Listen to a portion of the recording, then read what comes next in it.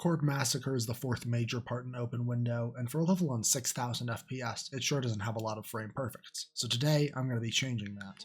I'm currently on version 18 of the macro, and I'm going to guess that by the end of this, I'm going to be on version 20 or 21. The first thing I'm going to be doing is making these two jumps in a dual portal, so you get the second player also doing the two triple clicks. Actually, before I get there, I'm going to set up a hitbox trail in these couple of clicks. Here we are, so auto scroll to frame, we're at frame 165193. I'm going to select this frame, I'm going to add an input, move that down, and then it's player 2. So now we have a click with player 2 there. Can I select these? I can't. Alright, KRX. I think what you should add is the ability to copy and paste in here. It would make it just so much faster. Now then, if I did this all correctly, I should be able to just play, and it works. And there it goes, it just works like that. But now I've got the second trip right here, so I need to edit the clicks again. And now then, if I entered all that correctly, it should once again. And just like that, I've increased the amount of frame perfects in this part by at least 2, maybe 3. And we're going to save this as Open Window 19. Now then, I can go back to this hitbox drill that I set up and introduce to you the best buffing method in the game, Harrison Ford. It does kind of look weird, so I'm going to use a fading spike instead. Wait a minute, I already have it set there. I didn't actually need to move that spike at all.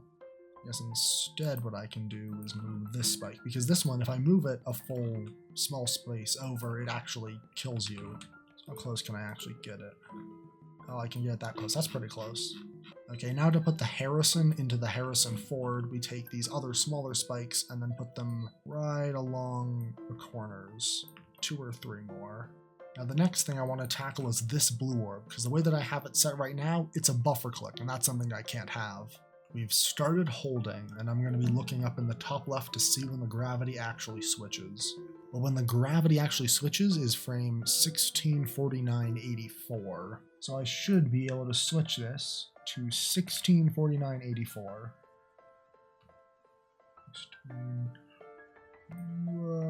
I broke it. Okay, yeah, I severely broke it. Alright. Note to self, turn off auto scroll to frame.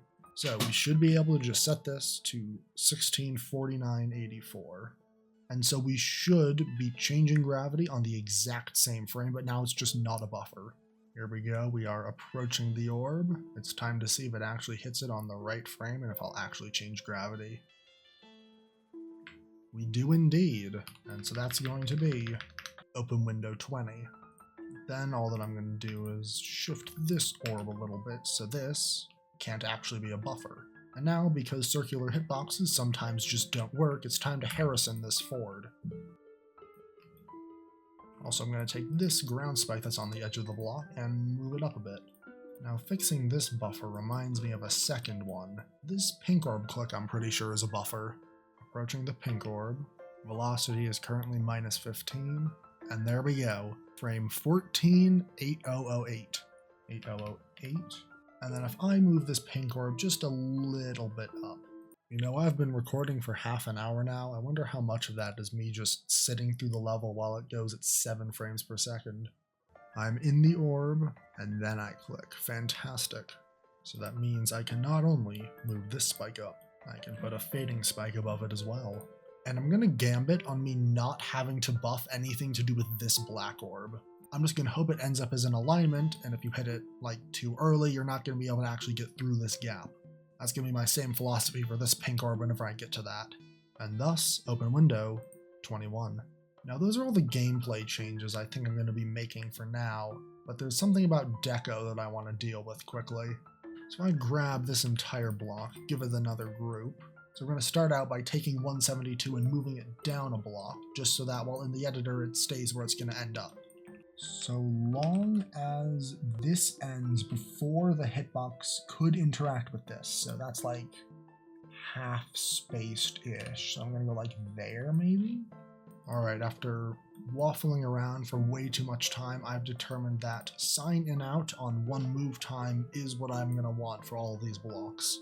I'm not sure if I'm gonna add any movements to the blocks that are actually set in the ground, but for all these floating ones, I'm definitely gonna try to put some movement on them. What if I move it sideways? So if here I move it like x10, and then for the move trigger I set that to x minus 10, that's gonna go the wrong way. I need that to be 10, and I need the other one to be minus 10. Should I do the floating spikes as well? I guess I might as well. Does this mark like the center? I'm gonna need to test this. Like for full blocks, I'm pretty confident as long as I'm more than a block away, I'm gonna be fine because the hitboxes won't touch. But for the spikes, I'm just not 100% confident and I don't want to risk everything breaking, so I'm gonna not have them move. And then all that's left is for me to copy and paste this effect throughout the entire part, and that's something that I probably won't be able to make interesting, so I'm gonna stop the video here. If you have any ideas for how I can actually improve the deco, please let me know in the comments because I'm mostly out of ideas aside from something to put in the foreground. Something that I think might be mentioned is the background, and I'm actually happy with how the background is working currently. I'm going to be using the actual in-game background as a background. I'd also like to say that this is a kind of experimental kind of content for me. I'm kind of out of ideas for more edited videos, and so that's why I'm doing another in-editor messing around thing. I hope you ended up enjoying this. I don't know when the level's going to be finished. All that I know is that there's this part and then the two next parts. And with all that being said, farewell for now.